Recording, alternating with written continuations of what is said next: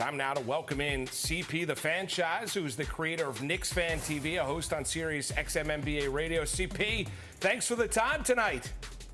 Mark and Figgy, I hope you guys are doing well. Amazing and always a pleasure to be on here. And those sound bites just got me fired up. It's orange and blue skies outside. Game one is just a few hours away, and I can't wait for it. All right, CP, do you expect Brunson? What do you think his role needs to be? Do you expect him to carry the Knicks in the postseason like he did a year ago?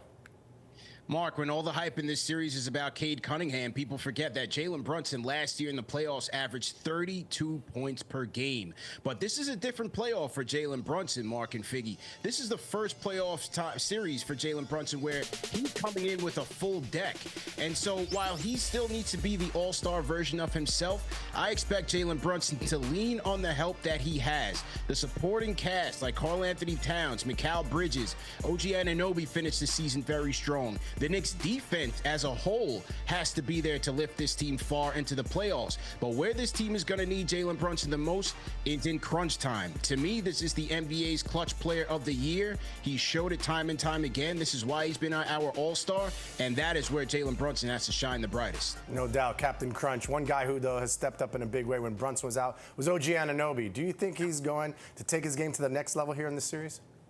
I certainly hope so, Figgy. Last year, we saw that in the Knicks win over the Philadelphia 76ers, and it was an untimely injury for OG Anunoby in the next round against the Indiana Pacers that cost the Knicks in 7 games. But he's been coming on strong, and it seems like he's found a new level to his game, especially as he attacks the basket.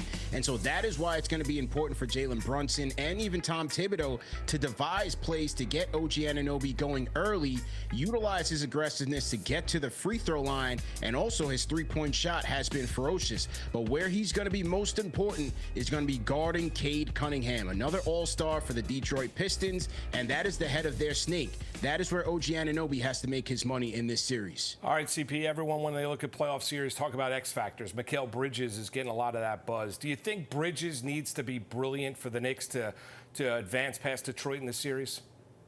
I wouldn't necessarily say in this series, Mark. I would certainly say if they make it past this one and get to Boston, he certainly has to increase his game. But my X factor is going to be Mitchell Robinson. With this Knicks defense being so porous in the paint, an area where Detroit likes to operate, they have a lot of athleticism. They get after it on the boards. That is where Mitchell Robinson has to come in to be able to limit guys like Cade Cunningham getting into the paint, get after it on the boards and fight Jalen Duren and Isaiah Stewart and be able to get the Knicks second chance opportunities. Mitchell Robinson, once again, has been one of the best offensive rebounders in the entire NBA, and that's where he comes in clutch for the Knicks. All right, CP, let's talk about the opponent, the Pistons, a 30-win improvement for the team, and people are making them out to be like the bad boys of the 1980s. How physical do you think they will be in this series?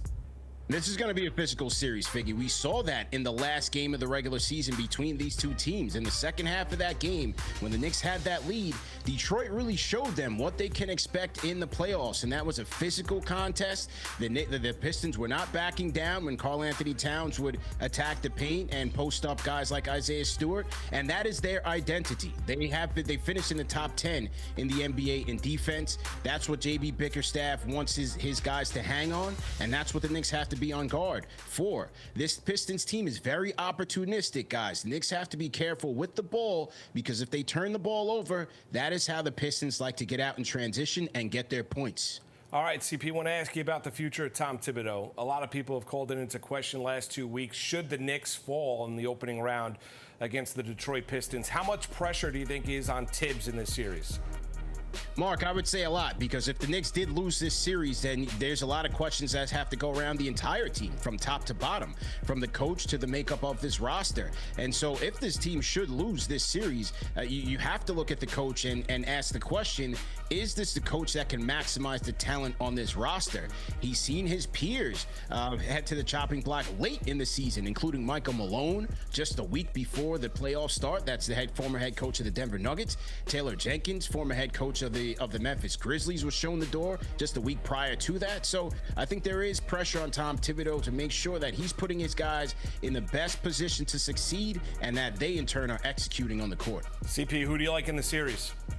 I'm going Knicks in 5, Mark. I just think the talent factor, the experience factor, and Jaylen Brunson. Dude, let's not forget Jaylen Brunson. He is an all-star. He is the most clutch player in the NBA. And when the Knicks do get into tough spots, I expect him to deliver for this team. CP, you're the best. And Saturday night, you can catch CP at the Ainsworth on 33rd Street right here in Manhattan with special guest John Starks for a Knicks Pistons Game 1 watch party.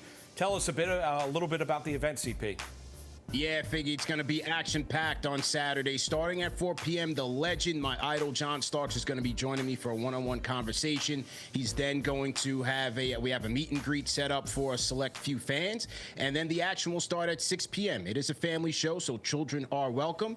We will have game audio at the Ainsworth, and then we will have a DJ playing music during the commercial break. And so we like to look at the Knicks Fan TV watch parties, not just a watch party, but an experience for all to be had and fun to be had. And you can get your tickets at KFTVwatch.com or KnicksFanTV.com. And I'm hoping to see the two of you guys there, Figgy and Mark. I need you guys there. It'll be a great time. Well, I got the invite. You got the invite right here on TV. Now the pressure's on, CP. It really is. Yes. You're the best, CP. Enjoy the game on Saturday night and have a great watch party with the legendary